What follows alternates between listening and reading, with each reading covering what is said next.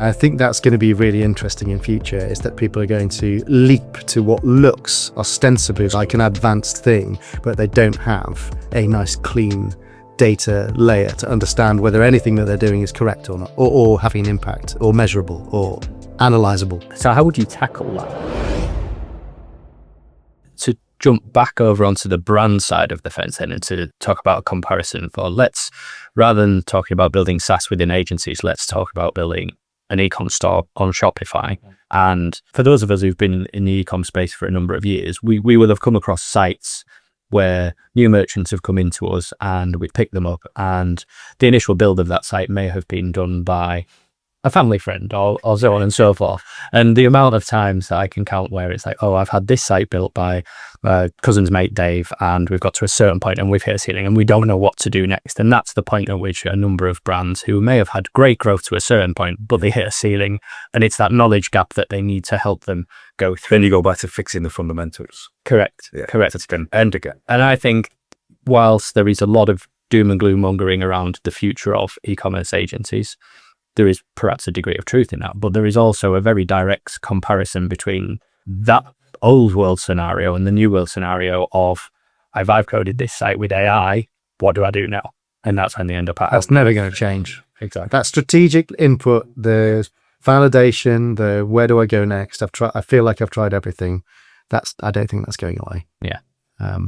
And intuitively, when someone comes there, to your point, straight away, you start to look at the product data. You would look at what things you know to be true around whether it's conversion rate, optimization, or trading, and so on and so forth. But it's a level of experience and levels of experts where you guys all sit in agencies and, that have gone through it. But as we said, some of the fundamentals, you need to have gone through it to really understand the fundamentals to start building the foundations moving forward. I mean, Sam's kind of already touched on it, right? So I think there's a couple of things that we look at. Is data clean? Can we do anything with it? Can we put it together and understand what different data from different channels looks like, and whether we can make it a cohesive picture?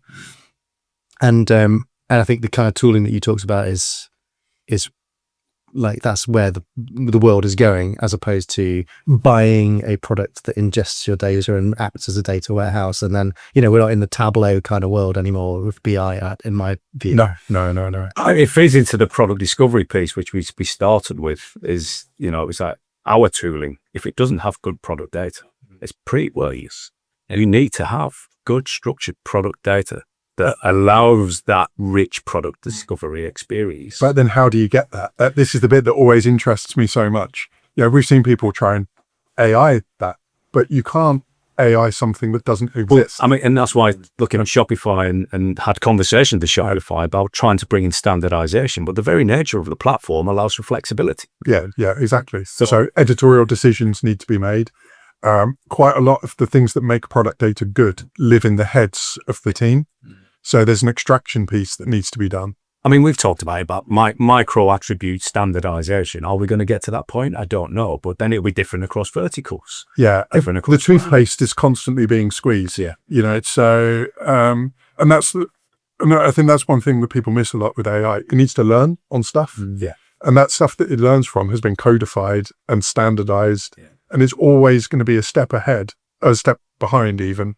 Of what's actually happening in the real world. So the second point was about like attribution rules. And I think that whatever your data and AI can do, it still needs to have some rules-based layer. You still need some parameters to understand how you're actually measuring what is impactful. So if your product data is changed, or you're making it better, or you're making it more available, what is that doing to your attribute, to your conversion on what channel, and what length of time are you giving it to allow that to happen? And are you basing it on one click or multiple journey touch points? So I think there's going to be some need to still set your parameters for all that stuff.